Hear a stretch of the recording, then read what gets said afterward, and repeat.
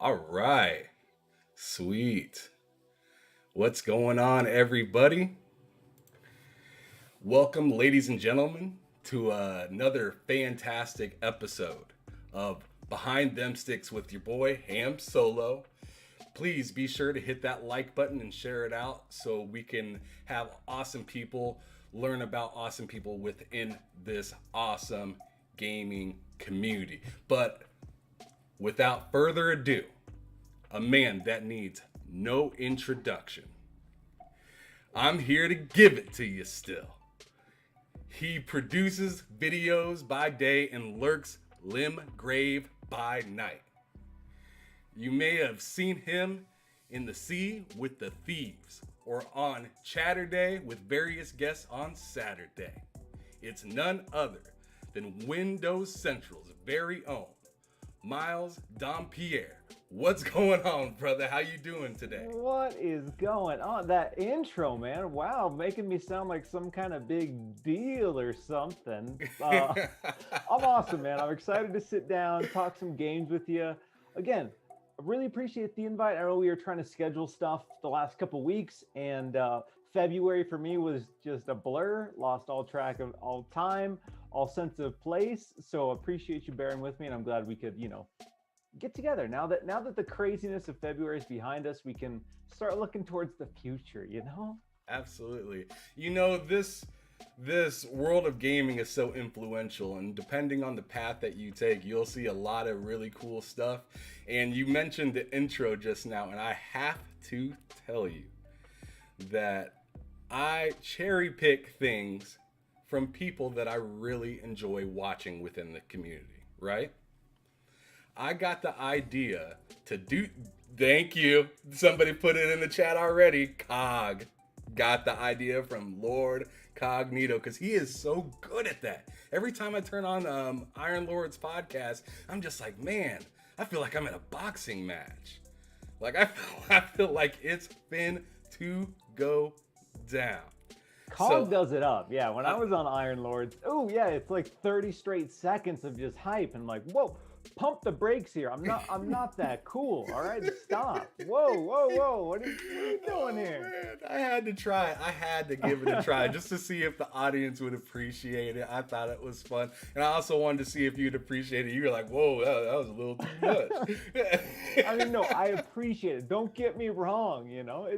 It's making the guests feel good. That's a good way to start the show. All right, brother. So, as I said, goes without whatever, but just in case there are some new people watching that have never seen you before, please let people know what gaming and social media platforms that you are on so they could either holler at you, check your stuff out, or maybe even game with you someday. Yeah, absolutely. So if you want to get a hold of me, I'm on Twitter way too much. Just at Miles Dompier over there. If you want to talk about Same. games, that's the best place to find me. I'm mostly on Xbox. I play on pretty much everything, but my gamer tag over there is V space Miles space V. Yeah, hit me up. I know Poochie was hitting me up last night. I see him in the chat trying to get me to carry him through some bosses in Elden Ring. I'm like, bro, get in line, all right? I'm powering a ton of people through the game. But Oh, no, man. in all seriousness, Twitter. And then if you want to catch my work, you can follow me over on Windows Central and check out the Windows Central Gaming YouTube channel, which is where you'll find most of what I do. That's awesome. That's awesome. So without without playing around, let's just go on ahead and ask you the silly question. What are you playing right now? What am I playing? I'm playing a little indie gem called Elden Ring. You might have heard of it. It's kind of been under the radar. Had a pretty quiet release last week, but yeah, I'm a good 130-ish hours, I think, across all platforms. I'm in. I mean, obviously, I was got a copy early, so I haven't put 130 hours in since launch because I don't even think that's maybe it's possible at this point, but that's 100% of all my hours. But loving it. Elden Ring, as I wrote in my review, absolute slapper. Really having fun with that. Looks like Poochie's getting a little hot down there. He said, "Don't ever come at me or come for me like that." Oh man, you stoking fires already, man. That's right. That's right. Poochie's fun. I feel bad because he was hitting me up. I was already in a full squad co-oping last night. He's like, "Bro, I need some help with these bosses." I'm like, "I can't. I got the squad here. We're already doing some bosses, but one of these days, Poochie, I'll bro up with you. I'll squad up." Squad. Yeah. I don't know if you checked out this last week of Iron Lords, but it was so funny listening to King David talk about pulling up on people in Elden Ring, because you can enter people's games, I guess, or something like that, and raid them and whatnot. And I thought that was interesting because I did not know you could do that in that game. So you could just sneak up on people and just take them out. It used to be way more way more brutal in the original Dark, and basically up until Elden Ring, you could invade anyone's game at will. So if you were connected online, you could be a single player and you would just have some overpowered edgelord just invade your game and just grief you. And it was people, especially later, especially if you go on Elden or if you go on Dark Souls now, all it is this group of hardcore people who just want to keep playing. Elden Ring, thankfully, if you're playing solo, you can't get invaded. But as soon as you get the squad in there, all bets are off. You can have some people jumping in. I was playing last night with some friends, and we kept getting invaders coming in. But we are From Software pros. We've been playing From Software games for a while, so those people didn't know what they're getting themselves into when they invaded our games. That's fantastic. so they thought they were going in to do something and just got wrecked. Yeah, it's so bad that I get messages from people just like, yikes. Oh yeah, just playing the other night and just this dude invades, comes in, dies like within 2 seconds. Absolute beatdown, and just sends me a message on Xbox Live. Yikes. Yeah, I'm sure you get all kinds of different messages when you thrash somebody. Hopefully most of them are okay to deal with. Yeah, it's all in good fun. A lot of the people in the community know what it is, and don't take it personally. It's one of those games. It's one of those franchises you shouldn't really take it personally because it's mostly a PvE thing, but there is a hardcore PvP community. But they get it. They want, sometimes they come in and do the bow, indicating that they want a one-on-one fight. And when we got a squad of 3 people, you're not getting a one-on-one fight. I'm sorry. Like that's just, it's not going to happen. All right. So a little background on you. You've been with Windows Central since 2019. Is that correct? It's something like that. It's been a couple years. Yeah. Okay. Something like that. But I imagine there had to be a path that you taken to even get to that point. So I want you to go a little bit further back and just tell me a little bit like why gaming ended up being so dang important to you, to the point that you're making content and you're like really excited to do it, working with the community. And I mean, it's fantastic to see, but I just want to kind of figure out why. Yeah, so for me, gaming has been a huge part of my life. Mostly it started off as a hobby. I remember the very first game that I ever played was The Legend of Zelda: A Link to the Past on Super Nintendo, and just being completely enamored with this world. My aunt had this huge poster of Hyrule on her wall, and I remember walking into their living room and seeing that and like, what is that? What is that? And she's like, oh, that's The Legend of Zelda. And I had no idea what that was. We booted it up, and then I just got sucked in. And I remember the following Christmas, I was just begging my parents, like, please, can I have a Super Nintendo? And so, yeah, they managed to hook it up with a Super Nintendo and Super Mario World that Christmas. And I was so stoked because that was like my first ever video game console. Grew up, playing Donkey Kong Country and Super Mario World with my parents. I remember my mom. World's still so good to this day. Still love it. In my top 10 for sure. Super Mario World, such a good, amazing platformer. And then from there, yeah, pretty much have been playing all the consoles. I've been very lucky in the sense that I grew up with a younger brother and a younger sister, so we kind of split the 3. Each of us would kind of have our own console. So we had the PlayStation, we had the N64. Had a Dreamcast briefly after the fact. You like said after briefly. yeah, after the fact. Like that was me like as a late teenager in high school working a part-time job, going to a used game store and buying myself a Dreamcast just to see, because I never had one when it launched and when it was new. And then went to college for audio production, worked in the film industry doing sound design, and then did completely unrelated stuff in a different field, climbed the corporate ladder in the sales marketing world. And then while I was doing that, I wanted to be involved with gaming, so I wrote for a gaming blog called What's Your Tag. I started like a gaming web comic and web blog called What's Your Tag, and that was kind of my own little outlet. Attended a few kind of indie conventions, Indiecade, went to a few other gaming events like PAX under this banner, and had my own little like press badge for my own little website and stuff, and did that for several years, and then was having a hard time balancing the full-time salary job and the side hustle. So I dropped that, and then focused on my quote unquote career, if you will.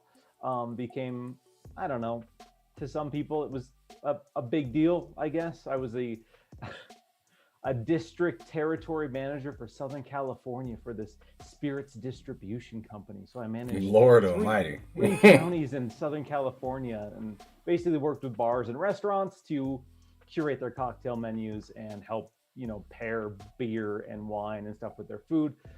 So again, completely unrelated to gaming. Did that for a few years, and I was like, I miss gaming. I really, really miss doing that. So Windows Central is part of this company now called Future, and previously it was part of a company called Mobile Nations.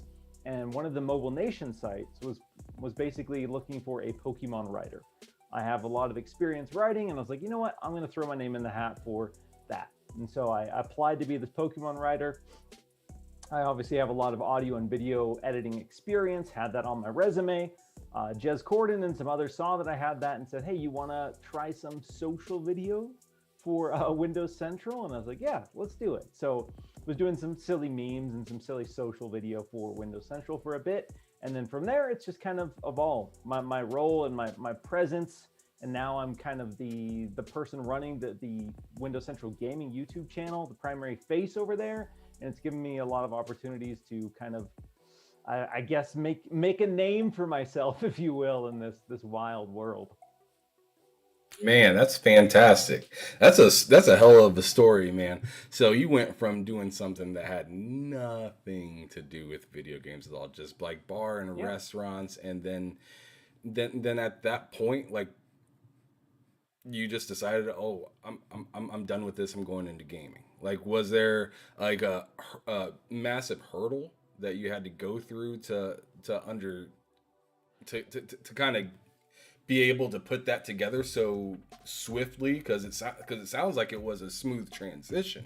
Was it as smooth? I mean, so essentially I was still doing 2 jobs. So for a while I was doing my full-time salary, like Spirit supervisor position, and then I was doing freelance stuff for Windows Central on the side. So I would come home from my salary job and I would grind out videos and stuff like that. So there was a period of time where I was doing both.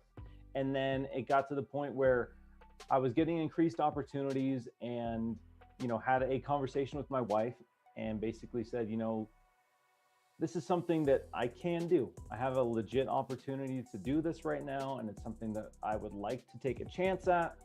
And took the massive financial hit because I'll just be blunt, I don't make nearly what I did in my previous role, not even close. But for me, obviously the money wasn't what was making me happy, because I was making decent money, and I wasn't miserable by any means. Like, it was a decent job, a decent career. A lot of people were happy doing it, but it wasn't what I wanted to do for the rest of my life. So I wanted to start making the moves to get me somewhere that would make me happy. And so that's, we had the hard conversation. We looked at our budget and basically said, like, all right, this is what I will probably likely make. Can we make it work? And thankfully I have an amazing partner in life who supports my wild endeavors. Oh, and my goodness. That's so important, because I'm right there with you. I got somebody that supports what I do, and it makes it so fun. to do it Yeah. when you have somebody that is accepting who you are and what you want to do. But yeah, So that means yeah, the world to me. Can't understate that. She's working a stable job, a much more stable job compared to mine. So greatly appreciate that. And it's given me the flexibility to do something that is kind of unpredictable. I'm still freelance over at Windows Central, so it's not any sort of guaranteed salary by any means. But it's still been a really, really cool opportunity. Yeah, man, that's the foothold right there, you know? And I'm happy that you found your way through that and stopped doing something that you really didn't enjoy to pursue what you really like. Because I mean, I'm 33 years old, and until just last year, until I turned like 32 pretty much, I was just like, I was working an awesome job, but it was just not something that I loved doing. Mm-hmm. It beat the living crap out of me. I loved it, but it beat the living crap out of me. I used to be an indoor skydiving instructor. I used to fly people in the wind tunnels and whatnot, hold on to people, give them a high flight, stuff like that. And it beat me up. So yeah, it feels really good to be able to do something that you're passionate about. And I guess there's a bonus that it doesn't beat me up. I get to beat up things. That's right? a good perk. Yeah, exactly. I get to beat things up virtually. And it's awesome. And the lady supports it. It's fantastic. But anyways, let's move on to the next question. That was a fantastic story, by the way. Thank you for letting your hair down a little bit and hollering at me with that for a little bit.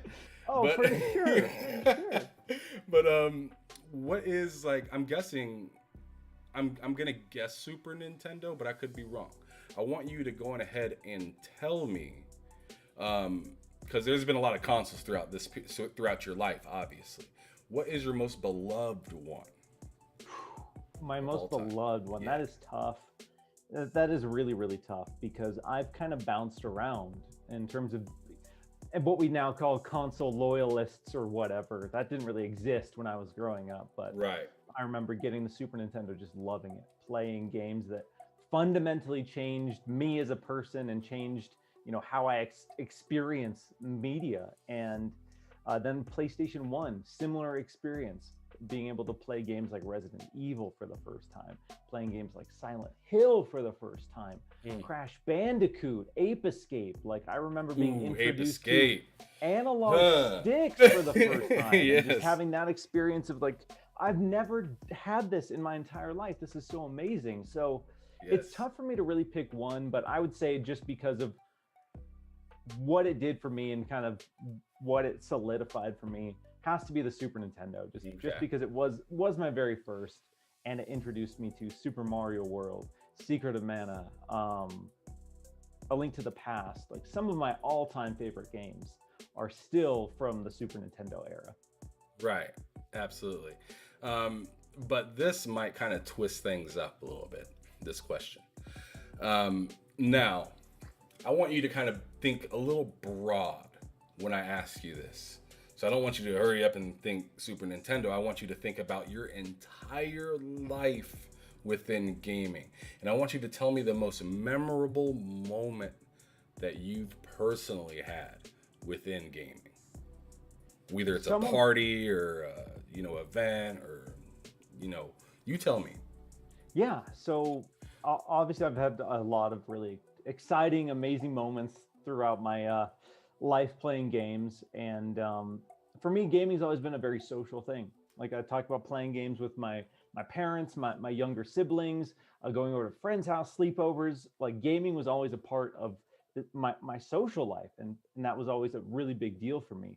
So some of my, like, all-time favorite memories are original Xbox and Halo LAN parties. Halo Combat Evolved.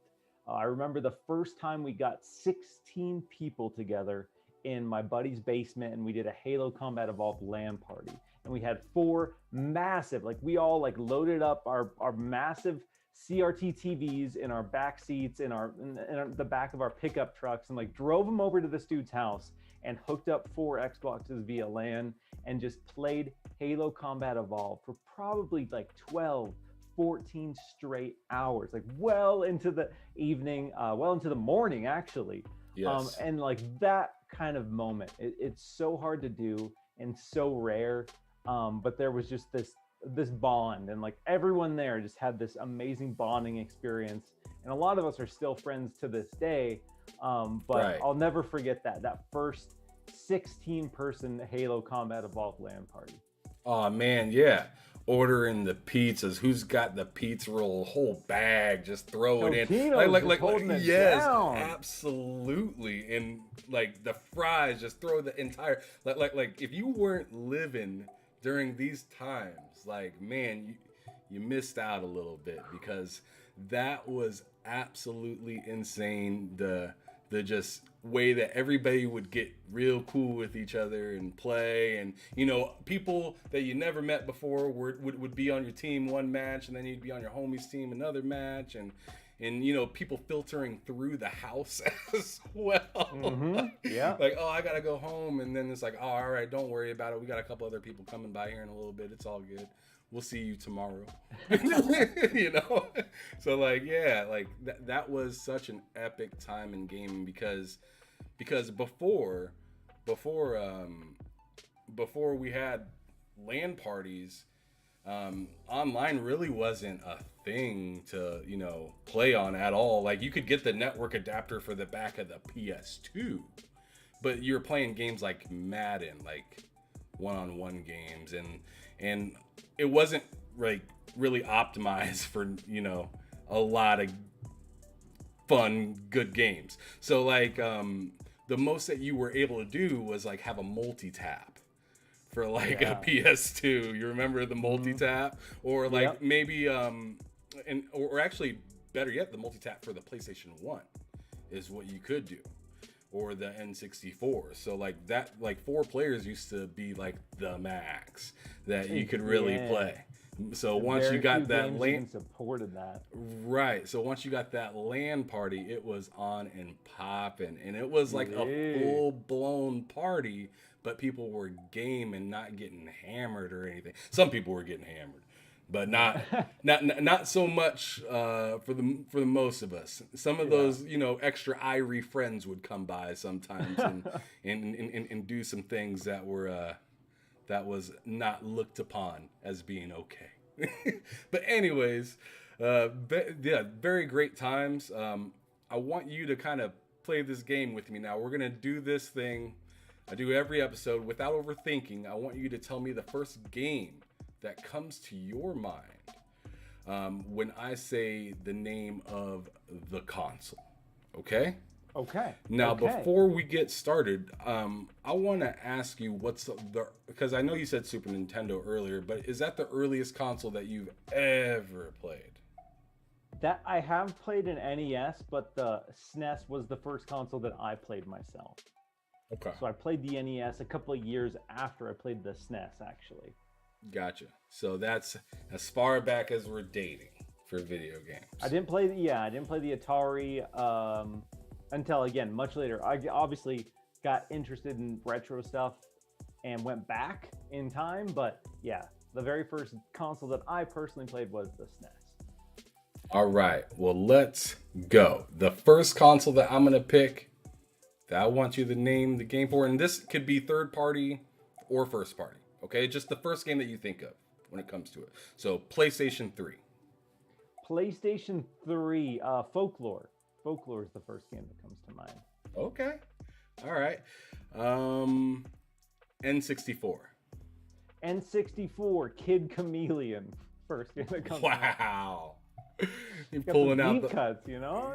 Let's Jeez Louise. All right.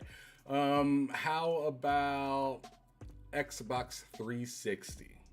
Xbox 360, BioShock. Good one. Sega Dreamcast. House of the Dead. 2. House of the Dead 2. Yeah, man, that was such a good game. That game used to freak me out. legit, because I was young when that game was around.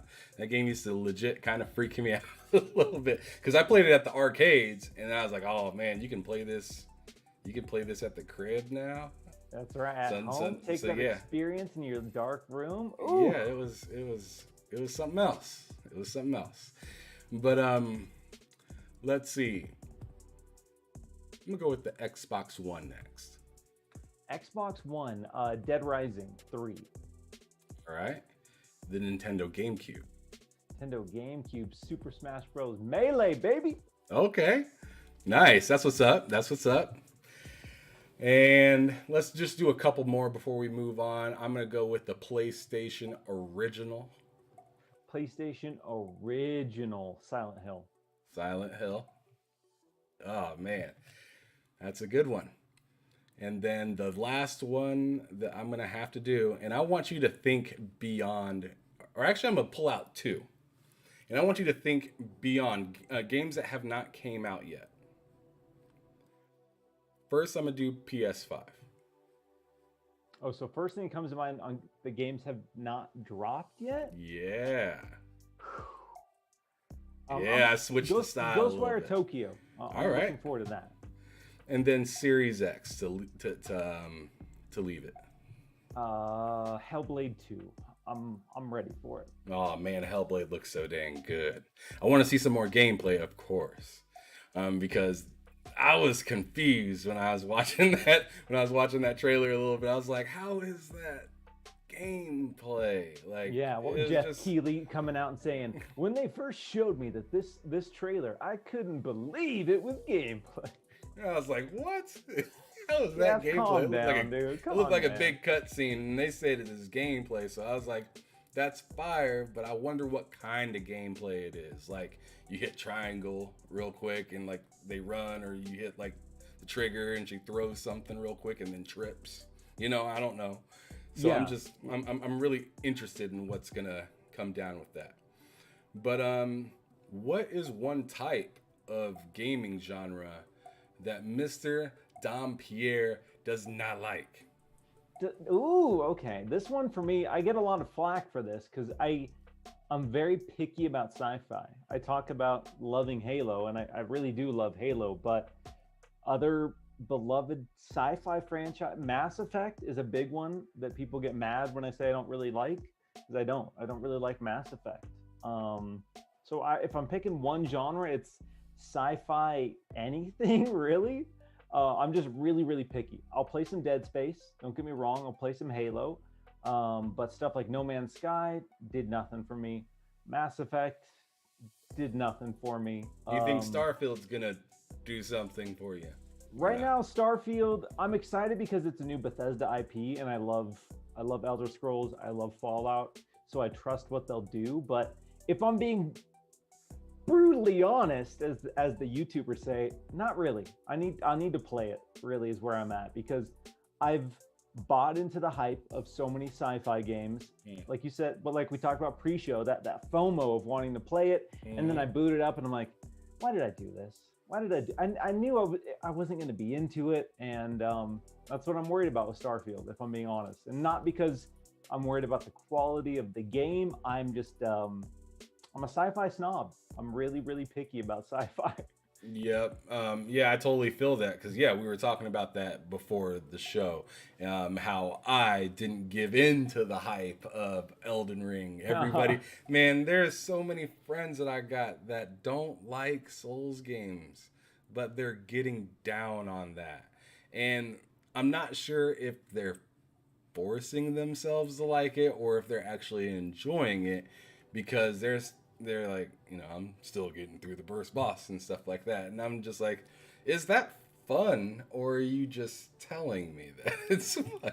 So I'm not quite sure yet, but I know that I didn't give in. I was on the edge like maybe a month ago to think about doing it. I didn't do it, and then I seen the 97 and I got real butthurt. And I was just like, man, I really want that kind of quality in my hands right now. But I know after playing games like Mortal Shell that that like, and I played a few other like Souls like or rogue like games, and I was just like, like, no, I'm not gonna do this. I literally just bought like 4 games this last like month and a half because February's been freaking insane. So like, I had to pass on it. Had to pass. But enjoy, everybody.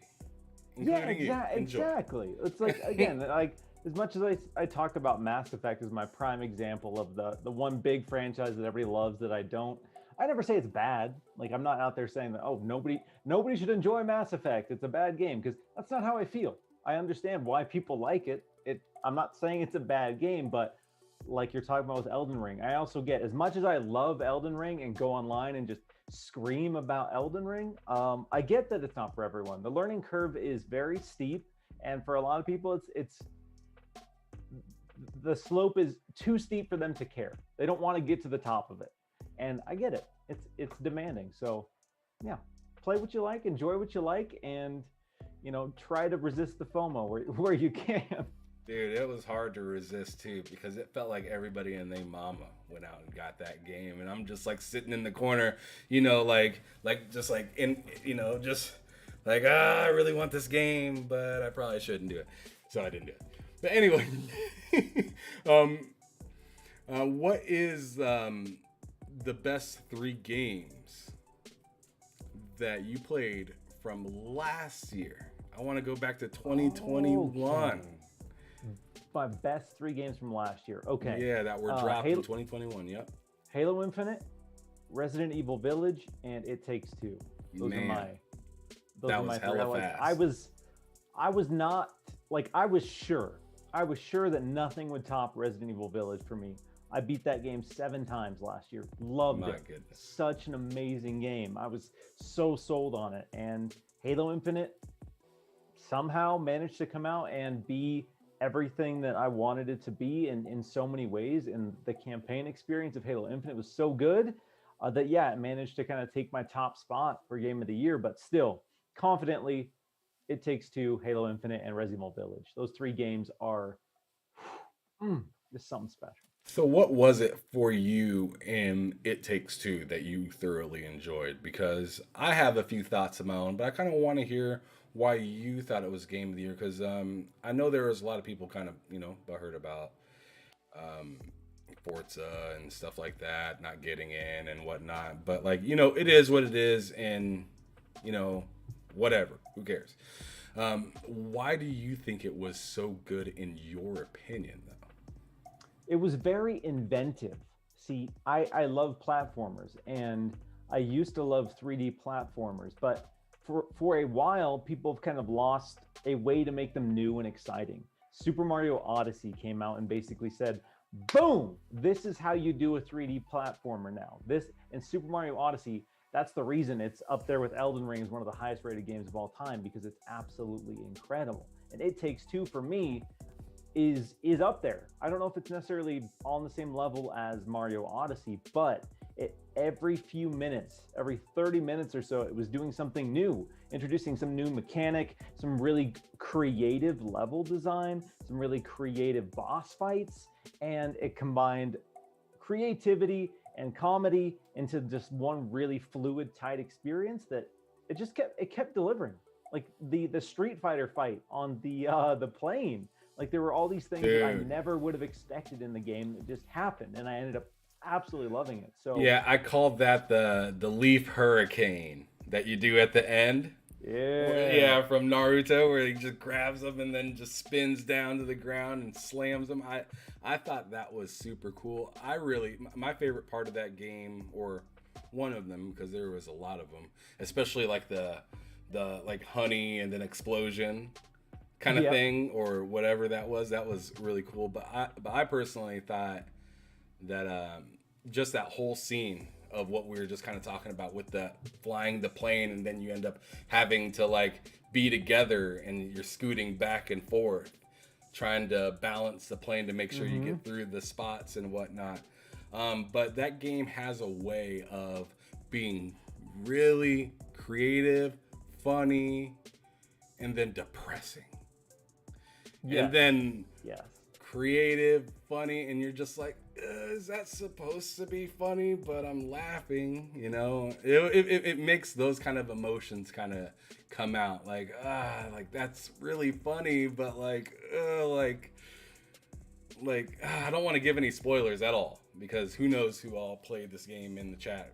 But yeah, there is some moments where I was like, man, I feel like you know when you're in front of a little kid and you see something awful, but it was hilarious, so you're like covering your mouth, but you're laughing so freaking hard. There were some of those moments where I was just like dying, but I was just like,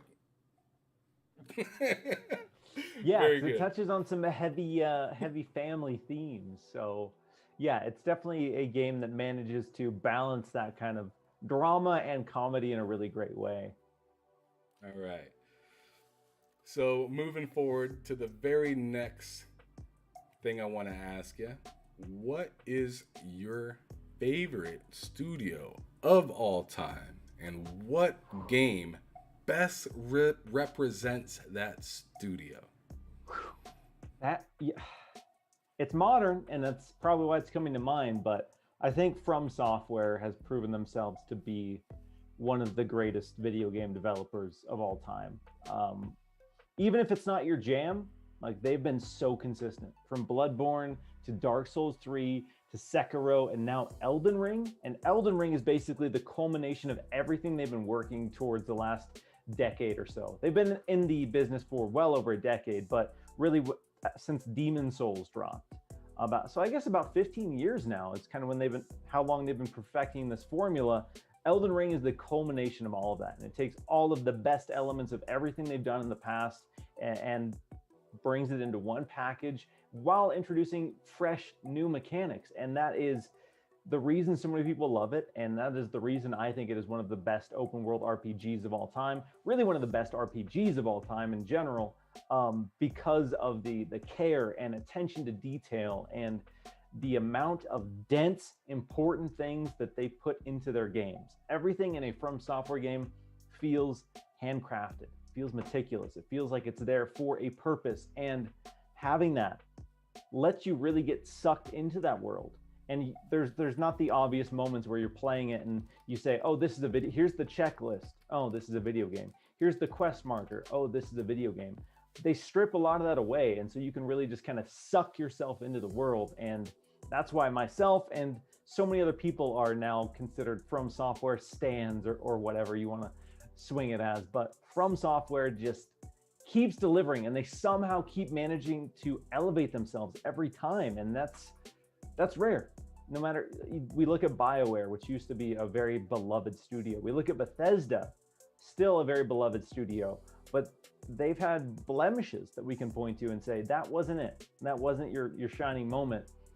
From Software doesn't have that. There's no game. I mean, there's some obscure stuff that they did back in the day, but for the most part, there's no miserable potchmark on their record. It's just banger after banger. Oh my God. Man, you selling this game to me though. Dude, I'm not exaggerating at all. Like this game, it's special. It really is. It's like a once in a decade experience, and that's why I am so stoked to see it blow up in the way that it is, because it's good. It's just good. It's all just right. Good. It's just good. All right. So I want you to go back in time one more time for me. All right. Go way back. And I want you to take two games from the past and bring them to right now and give them a triple to quadruple A, ice cream paint job. Ooh, this is too easy. All right. First and foremost, Phantom Dust. All right. Oh, Xbox, man. I've been loud and proud about the disrespect towards Phantom Dust. You announced that reboot, then you revoked it, you canceled the project, you tried to say, oh, well, here's a remaster. That's the Band-Aid. No, I'm sorry, it's not good enough.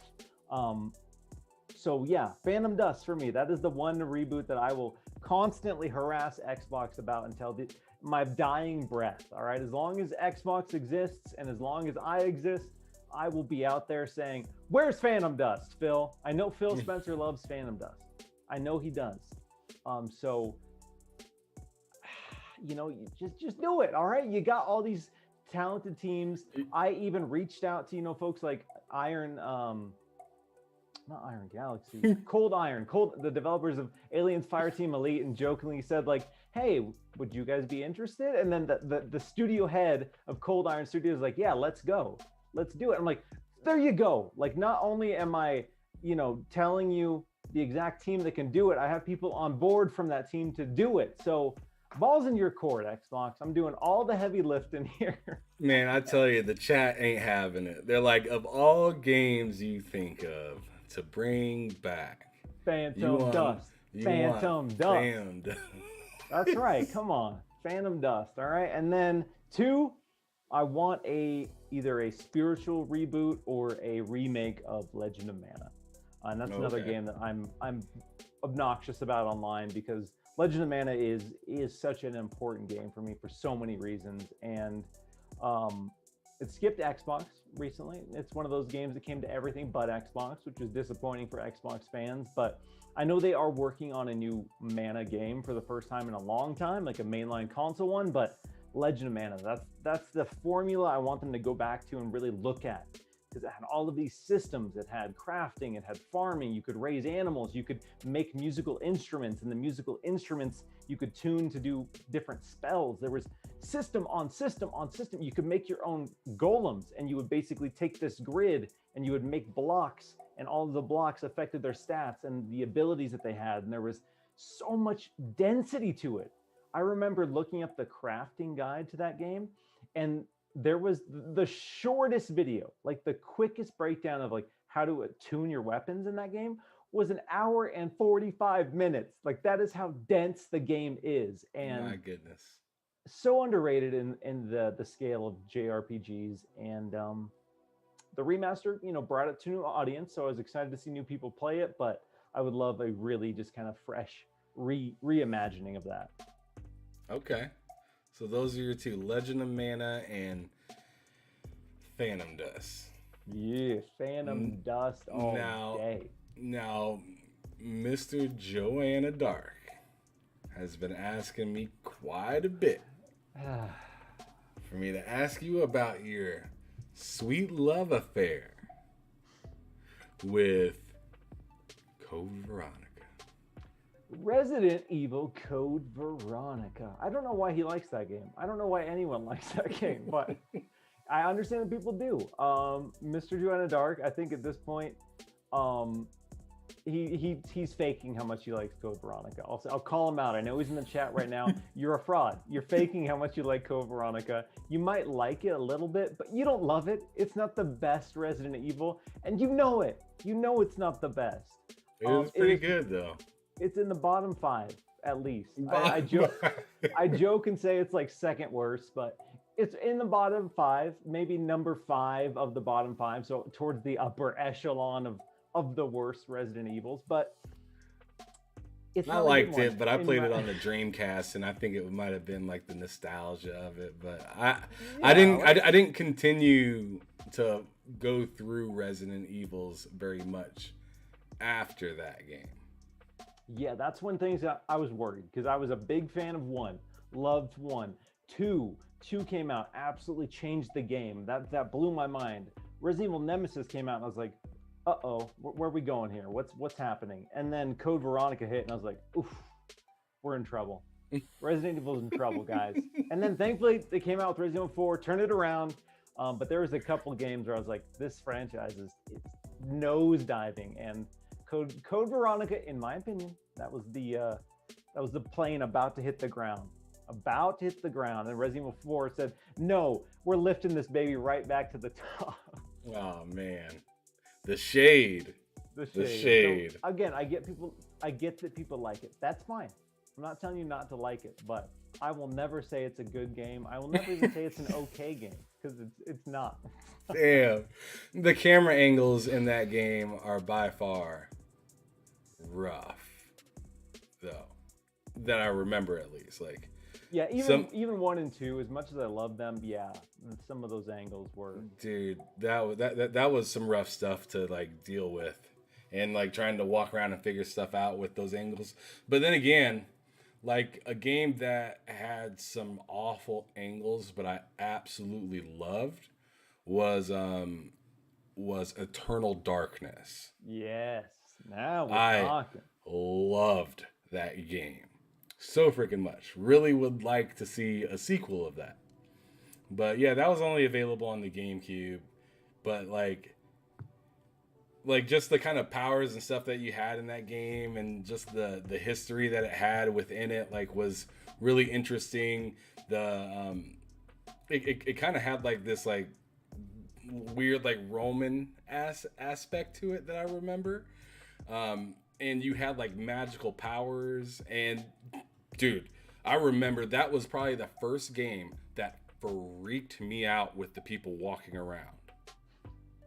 Dude, that was scary when I was a kid. Just like, cause like you would walk into a room and they'd immediately try to approach you. Mm-hmm. And you had to like run past them as fast as you could. And I was running. I was sweating playing that game.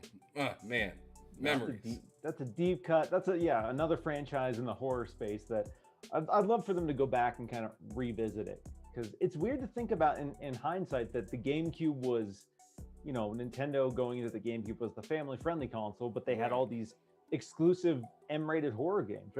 Resident Evil 4 started as a GameCube exclusive, and then there's stuff like Eternal Darkness as well, which are amazing. And I think there was this disconnect between the hardcore Nintendo audience and those horror games, and they kind of just got lost in the void.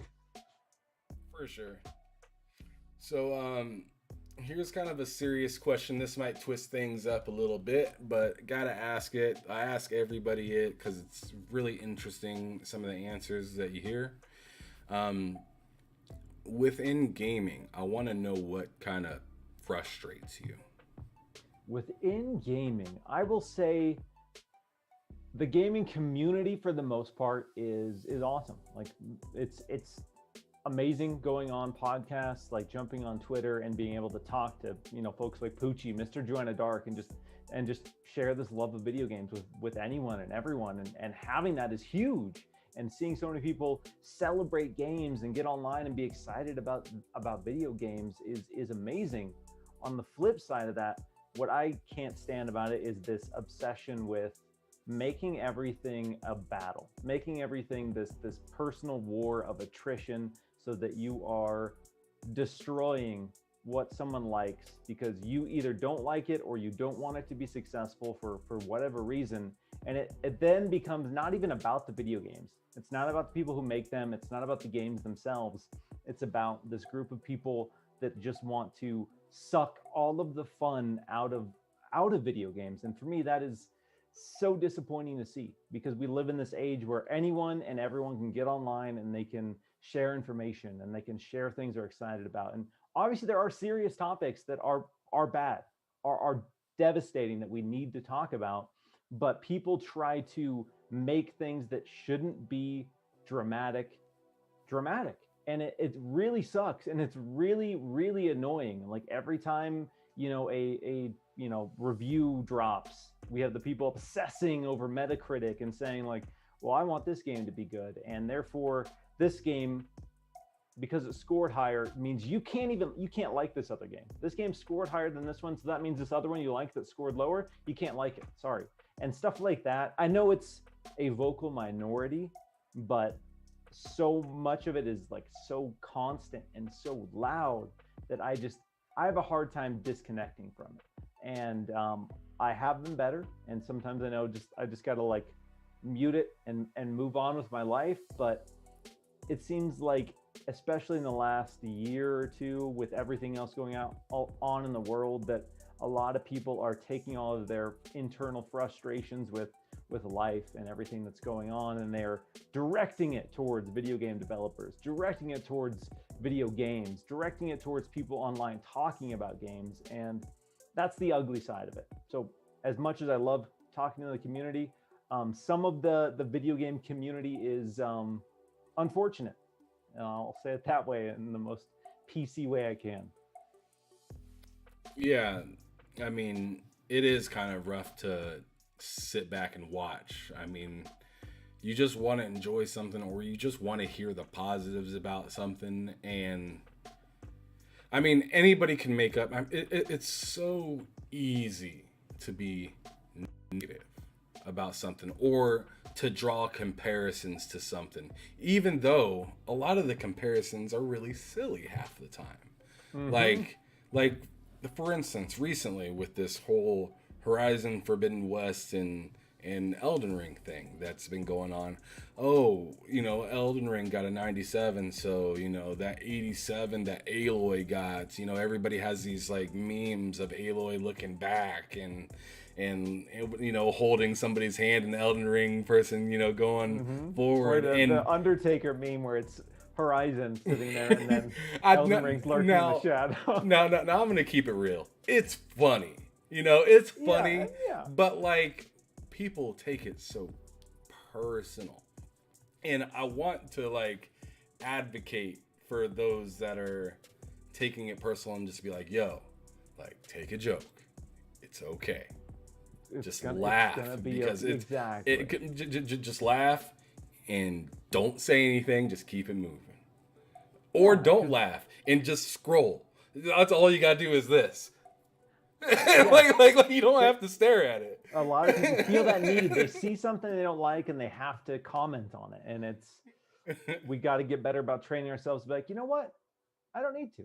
I really don't. I can just ignore this and move on with my day. I've been trying to do that with really bad takes, because a lot of people on Twitter obsess about quote tweeting the worst takes possible. I'm like, please stop. Please, no. All you're doing is the beard, the alloy beard take. Why on earth did anyone tweet it? It was so terrible. It was so bad, but it blew up because people just like see how bad it is, quote tweet how bad it is, and it just escalates. And then it just feeds into like bad takes constantly. And then my timeline is just flooded with bad takes. So even though I'm muting people, like people that I like and follow are quote tweeting this really bad take, I'm like, oh no, I was trying to spare myself from this madness, but I can't. Yeah, for sure. And I mean, just like you said, I sometimes I find myself like, how'd I get in here? Like, why am I talking about this right now still? Like, because it's so easy to get caught up in a bad take. It is. Like, we're all human. We're going to see something that we don't like and react sometimes. Exactly. But at the same time, we have to sometimes we have to be a good person and like reach out and be like, yo, bro, like maybe throw him a message or like a DM or something and be like, yo, bro, you should hit the reverse button and get up out of that conversation or something, man, because you're making yourself look silly right now. I'll shoot DMs to people and be like, bro, why did you quote tweet that? Like, why, man? Like, this is just gonna start a fight. Why are you doing that? Well, there's enough of it. Please don't add to it. So yeah, again, if you see your buddies out there, hold them accountable. Hold yourself accountable. Hold them accountable. Because sometimes we are part of the problem, whether we realize it or not. Oh yeah. I'm sure I've had some weird takes. I mean, nothing like that's gonna get anybody to call me like an aggressive or like bad person, but like gaming wise, or like maybe quick opinions without like thinking about how everybody might take this meme or something. Like, because it's so easy to be like, oh man, this is hilarious, and you hit the send button, and there's some people that are like, that's really not funny, and I'm like, I didn't look at it from that point of view, but my bad. Yeah. And then people misinterpret it. Like, I made this silly meme about Game Pass in January, and it was just the dude like holding too many limes or whatever it is, and there's just like games spilling out of his hands. But it was just like the few games that got announced: Rainbow Six Extraction, Nobody Saves the World, and something Mass Effect. It was just some silly meme like that, and that's all it was. It was me posting like Game Pass subscribers in January, and it was just that. And then I saw a lot of people like saying that I was bragging about Xbox and like spun it into this like console war fanboy thing. I'm like, it's just a dumb meme. It's like there was no bait here. I wasn't trying to rile anybody up. I was just making a silly meme about the sheer number of games coming to Game Pass. Right. And I don't know. Yep. Yeah, I did the same thing with talking about stick drift on my Xbox. I literally have 3 separate controllers that are now just to look at controllers. They're not usable because 3 of them have stick drift. Mm-hmm. And I know that this is a thing that Nintendo has an issue with. This is a thing that PlayStation has an issue with. But just because I posted Xbox, I have 3 controllers with stick drift. I'm buying like my 4th one. Here come the fanboys. You know? Oh, that's what you get for getting that kind of quality. That's low quality trash. That's what you get. And then I get smashed. And then I get smashed by by the other side as well, saying, "Oh, I've had an Xbox controller for 10 years and it hasn't had any step on it with my size 14 boots every single day, and it works fine." And I'm just like, bro, like, I can't say nothing to y'all at all. Yeah, and again, like, I've just started trying to get, and again, it's hard. I've tried to get better about just ignoring certain things.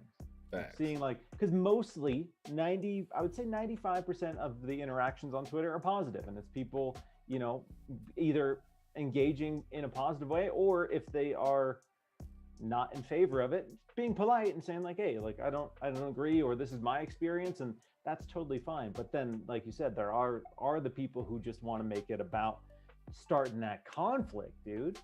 They want you to feel dumb about what you are saying. They want that gotcha moment. They want to be like, oh, gotcha, dude. You said this. Like, I had people do that with, God, what was it? I was talking about, it was like exclusivity stuff. And I remember saying that some PlayStation getting something was a big deal, is all I said.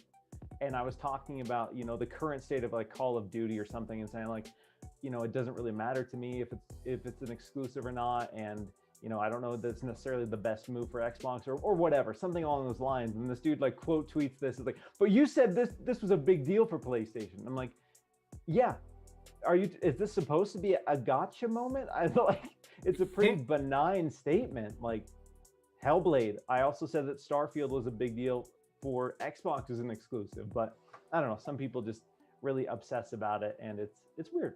It's unhealthy. Actually, I'll say that. I'll go one step further. If you're doing that, take a step back and really kind of evaluate where that's coming from. Where is all of that pessimism and ugliness coming from? Why are you feeling the need to scrub someone's Twitter timeline and try to dunk on them? Get them with the clap back. Yeah, I don't know, but it apparently it's entertaining and fun. And I don't know, for some reason, I feel like people think that shining a mirror at somebody else will get them love from other people because they're keeping it real with whoever. I'm just keeping that same energy, bro. Yeah. So like, I don't know what kind of crowd they're expecting to have, but when you build that kind of animosity, you're gonna get it back. Somebody else is gonna better you at being an asshole. It never fails. It never fails. You go everywhere acting tough. You might be the toughest person in the town, but what happens when you get out of the town? You know what I mean? Like, it's not worth it because you don't want that kind of karma to come back. It's not good. So if you want to keep following people fighting and yelling at people, please believe it's coming. It's coming for you soon. It is. But let's go back into the positive direction. I want to ask you, this is extremely positive because it is a dream come true for you within the gaming community. And this can be anything, like outlandish and not Phantom Dust. Okay. All right, I'm ready. So you just want just my wildest video game fantasy here? Is that what we're doing? Yeah, pretty much. Wow. I, I would say right now, if I'm getting just wild and weird with it, I'll give you two. I either want Xbox Game Pass on the Switch, or I want Xbox to make a dedicated portable, the X Boy. I want a handheld Xbox because I've been using the Steam Deck the last few weeks, and it's so good and so cool. And playing stuff like Sea of Thieves on that really makes me want an Xbox handheld because again, as much as I love playing consoles, like I would love to be able to just pick up my Xbox machine, go out on the couch while the wife is watching something on TV and play something. And Nintendo managed to deliver something that we didn't know we wanted with the Switch. And now that I've experienced that, I want the beefy Xbox version. Nintendo's hardware is not the most capable. And I'd like to see the Xbox Series X equivalent in like a handheld form. Oh my god, that sounds expensive. Yeah, yeah, probably at least 500, I would imagine. I mean, the Steam Deck, I got the 256 gigabyte one, and I think that retails for 600-ish, 529 maybe. Yeah, maybe it's 529 for that, and then like 629 for the 512. But yeah, they're expensive. All right, man. I'm telling you, like, so I want to know if this is like a possibility or something that you ever see. Because I actually posted this on Twitter earlier because I seen Flight Simulator came for cloud, right? And that is an unbelievable achievement, right? Like that's really cool. You got the world in the palm of your hands and in your pocket. You know, you can just hop in and fly whenever. But the one thing that really bothers me about cloud that Switch has that cloud doesn't is when I'm in rural Nebraska or, you know, traveling on the interstate and I have very little reception, I can't play my Xbox. I can only play the Switch. So is there going to be something in your opinion? Do you think there's going to be, because I know they're working on with all the streaming stuff and, you know, you got your, you know, USB that goes to your TV. But what's interesting to me is I want to know if Xbox is ever planning on making games that you purchase or on Game Pass downloadable onto a phone to where you have to play it within that app. Because I tell you, like, until they do something like that, cloud gaming isn't really for me, because once I get traveling or something like that, or in a place where I'm actually going to be using something like that, it's usually in a rural spot on a plane, you know, like, and I understand like plane, you can get Wi-Fi or whatnot. But when I'm driving 8 hours from where I live back to like Denver to go see family, like 80% of that is wishy-washy, you know, 3G internet.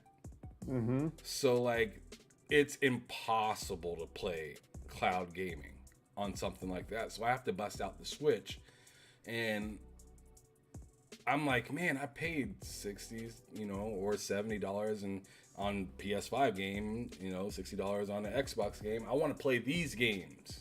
I don't want to play. I mean, I know there's some good Switch games, and I like my Switch, but I don't consistently buy games for it the way I do for these new systems. So do you see in the future any of these new companies, especially Xbox for this situation specifically, for them to have something that's downloadable? Yeah, having native is really important. Again, they've made huge strides with Xbox Cloud Gaming, and you can get a pretty good experience if you have really good internet. And a lot of the country still doesn't have really good internet, and Right.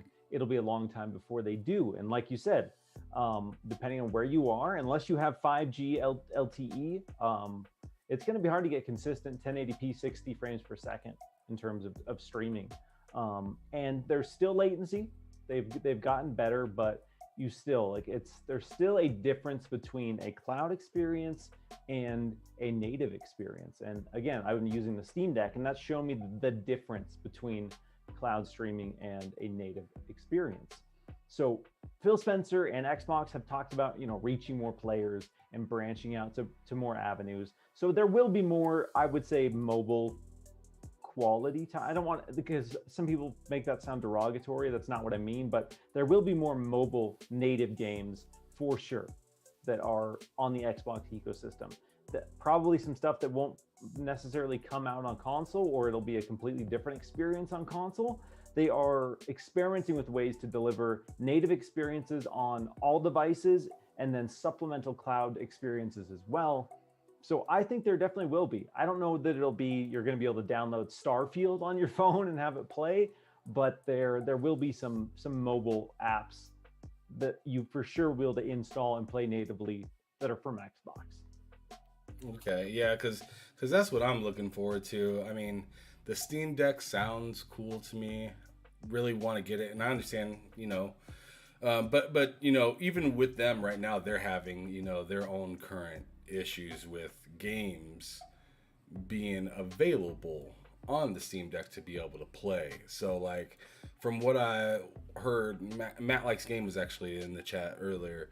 I'm not sure if he's still here, but he was saying that like you can't play like Halo on Steam yeah, Halo Deck, Infinite right now you can't. I tried Halo Infinite. And Master. No, he was saying Master Chief Collection. Oh yeah, there's weird stuff with basically the anti-cheat in Linux are the biggest issues. Thankfully, it sounds like Steam is working directly with teams to get that resolved. So Apex Legends, when I was testing that, did not work. You could not play Apex Legends. But that's a big as deal. of today or yesterday, it seems like they got it working. So they were able to resolve something with the anti-cheat. So they're able to go in on a case-by-case basis and fix that. But that being said, if there's no support from the developer, it will just be a hurdle. Like Lost Ark, you can't play. Apex Legends, you couldn't play. Halo, you couldn't play. There's a lot of big multiplayer games you couldn't play because of that anti-cheat. And that's a problem. It's a big problem.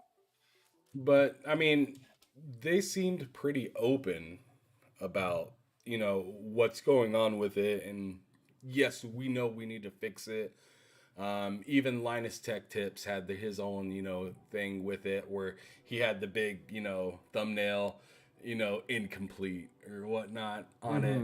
And, I watched that video and he was still very proud of the direction that they're going.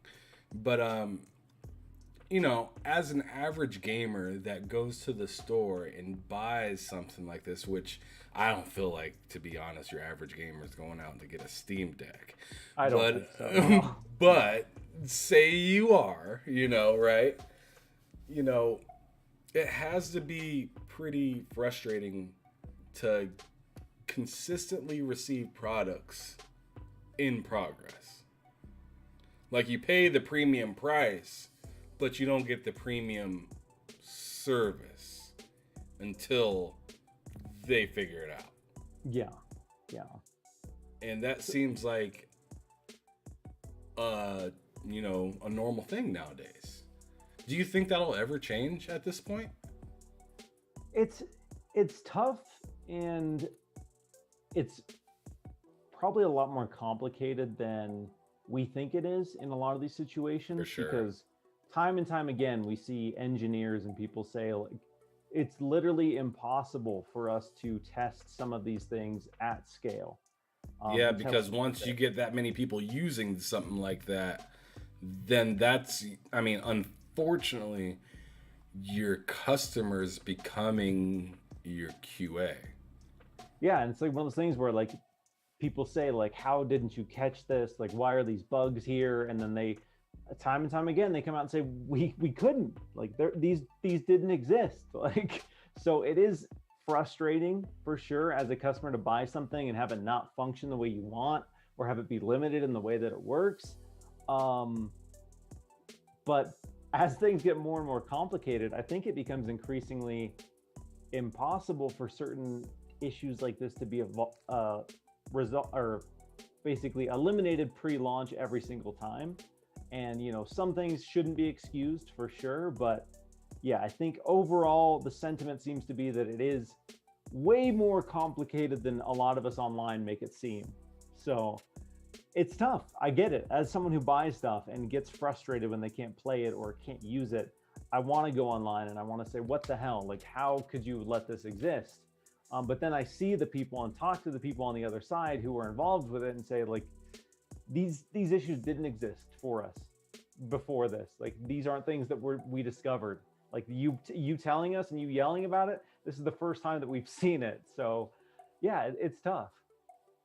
Yep, got stress tests. Got the stress test going on, and then you finally see something wrong, and then the problem is now everybody's seeing it. Yeah, and your internal tests, you did, you tested a few thousand users, didn't see it, and then you scale that up to millions and millions. There's a lot higher chance for some issues. For real, that's true. All right, well, I only got a couple more questions for you before we go on ahead and end this. But like for instance, what do you enjoy doing outside of the gaming sphere? Outside of the gaming sphere, a couple of my biggest hobbies are horror movies. I love horror. Watch a lot of horror stuff, talk a lot about horror as well, and then music. I play guitar primarily, but I dabble with the keys, the bass, the drums. Used to be in bands and stuff back in the day. Used to play some death metal with my squad. But yeah, I would say music and horror movies are also almost as important to me as games in a lot of ways. Okay. So that's awesome. Horror movies are something that I personally just can't do. Horror games are kind of fun because then it's like me figuring it out. But like horror movies, sometimes I'm just like, don't open that door. No, Why are you opening that door? Because they have the build. Something's about to go down. They're ramping up the music. They're ramping up the tension, and you're just waiting for it. You're waiting for the big scare. And right, all of a sudden you can hear a pen drop, and you're just like, oh, here it comes. Oh no. And I like that. I like that feeling in your chest. You're like, oh damn, it's happening. Got it. All right, and what's something that's pretty fun about you that nobody really knows? Something that's fun, I guess a random factoid is I studied voice acting with a guy named Scott Burns, and Scott Burns has a kind of legacy in the video game industry, and he was the voice of Bowser for a long time, among a bunch of other video games. But that was one kind of very funny factoid about him, is that he was the voice of Bowser for all of the GameCube Mario games, and I think one of the Wii Mario games as well. So I started some voice acting with him for a little bit. That's dope. That's really cool. Yeah, so that was a cool experience. Did that in Seattle. He's based out of Seattle. He used to live in Seattle. So yeah, before I moved to California, and then I actually live in Denver area now. I did some voice acting with Scott Burns. That's badass, man. Congratulations. Yeah, man. I was actually just up in the Denver area not that long ago. I went to a bunch of level 7 games and oh, nice. Yep. And a few other places in like Aurora and what was that? All the way down in Monument as well. They have a little cute gaming store there that's really tiny, but it's nice. But yeah, man, I love Colorado. Really great place. But to one of the last, actually pretty much the last question is, do you have any for me at all? All right. So you hit me with some tough ones. All right, let's hear your video game dream. It can't be Phantom Dust, but what's your wildest video game industry dream? You know, I like asking people this question, but being asked the question makes it really hard because I know every day, or anytime somebody would ask me this question, I feel like I'd give you a different answer. Okay? Because one dream is cool now, and then I think of a different dream later, and I'm like, oh man, I should have said that one. But I'll probably say right now, you said a dream in gaming, right? Mm-hmm. Bring back the rowdy craziness, the chain swinging, nightclub stick, swatting mess that was Road Rash. Bring it back. Damn! What was the spiritual reboot that came out recently? Wasn't there one that was like not good at all, but tried to be that? Road Redemption? Correct me in the chat if anyone knows what the hell I'm talking about, but I think somebody tried to bring it back like within the last year or two, like a similar Road Rash. Like you were on motorcycles, you had the chains, you were beating people down. Did you play that? I didn't play that one.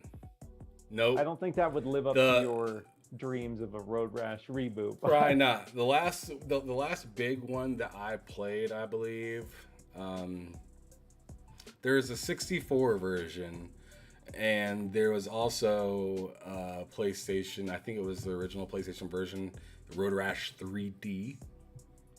That one was really fun to me. There's been a few like kind of knockoff iterations, like you were saying, after that.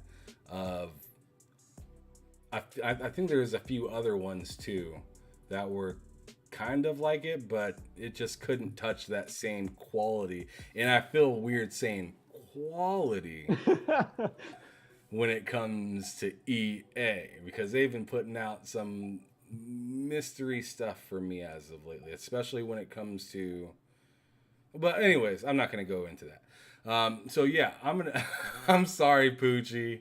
I'm sorry, dog, but Road Rash was one of my favorite games of all time. Especially, it hits me in the feels because I played it on Sega Genesis, Road Rash 2, and you could write down like your passwords and stuff like that. And I just thought that was genius for the time because you couldn't really save games, right? So follow your heart, man. Yeah, man. Like me, like Road Rash. That's your Phantom Dust, right? I don't know. Maybe you can come on the show one of these times, Poochie, and you can ask me the question. I can give you a whole nother answer. I don't know. I told you each time I'm probably gonna ever be asked that question, I'll give a totally different answer because I'll have a different game on my mind. One game I almost thought of a moment ago that might tickle your fancy a little bit, Poochie, is Scarface. The World Is Yours. Oh yeah, on OG Xbox. OG Xbox or PlayStation or however you wanted to play, whatever. Like, that game was phenomenal because you shot people and it sounds awful saying it, but like you get balls every time you shoot somebody, like, because that was his saying, like, you got balls. So like, but so yeah, so I thought that was really cool, being able to kill people and kill people and they'd give you the balls, and then also it would tell you where you shot them. So if you shot them in the chest, in the leg, in the arms, in the groin, in the head, it like labeled out each shot, like literally each shot. So I thought that was pretty neat and inventive, and it was kind of like a GTA Vice City kind of feel, if you remember playing that game. Yeah, it was dope. But anyways, last thing I'm gonna ask from you before we get the heck up out of here. Okay, Beautiful Joe and Power Stone Poochie. Okay, I'm gonna have to pull your card on Beautiful Joe because I don't see how you're mad at us for our choices, and you say Beautiful Joe, which to me is just. It's all right. Poochie got them Capcom deep cuts on deck. I mean, Power Stone, though, I understand that one, though. Power Stone was fire for Dreamcast and whatnot. But anyways, last thing I'm gonna ask you to do before I get up out of here is I'm gonna have you just describe gaming for me in 3 words. Gaming in 3 words. Dang. Yeah. Okay. I'm trying to think of something that doesn't sound corny as hell. It's probably gonna be corny. It's all probably good. me corny. Friends, fun, and and family. And family. There it is. Friends, fun, and family. There we go. Is that corny enough for everyone? Oh, it is plenty corny. Oh my God. That's it. Definitely, you definitely rank number 1 in corniest 3 words at the end of my show. You got it, dude. buddy. Killed it. That is not winner. That is the pinnacle right there. Absolute winner. Well, anyways, I appreciate you, Miles, taking the time out of your day to come hang out with me and just BS pretty much on this Behind Them Sticks episode. It was a lot of fun. Your energy is second to none. Really, really cool. You came in strong too. Like I was just kicking it on Zoom and you're just like, "What up, buddy?" And I was just like, "Whoa!" Like, oh damn! Welcome to the party. Oh no! But yeah, man. Really, again, absolutely really appreciate the invite. Had a ton of fun. It was awesome to sit down and talk about some different stuff. I'm usually talking about news and stuff like that, which is fun. I appreciate it, but like some of the deep cuts, like some of the different questions. So I appreciate you mixing it up, keeping me on my toes with some of these. And again, had a ton of fun, man. Awesome. Well, I appreciate everybody that came out to watch. I know not everyone is still here. They probably had to get to bed or something like that. But I'd like to have this evening show because it's kind of away from a lot of other, show times and whatnot. And I feel like I can maybe find my niche around this kind of area of time. Because I'm a late guy, so I like to be up late watching stuff. And I'm sure there's a lot of people out there that enjoy the same thing. So time zones, man. Yeah, like someone's late night is somebody else's lunchtime. For real. 5 o'clock somewhere, right? Someone's off of work, right? And they trying to watch something, right? That's right. But yeah, so if you guys could make sure to hit that like button for me, that'd be much appreciated. Also, if you enjoy this type of content, please subscribe if you enjoy it. But anyways, this is Ham Solo 05 Gaming with Miles Dompier on Behind Them Sticks episode 34, I believe. I don't know. I'm losing track. Been doing this for a little bit now. But anyways, appreciate you guys' time. Thank you. Peace out.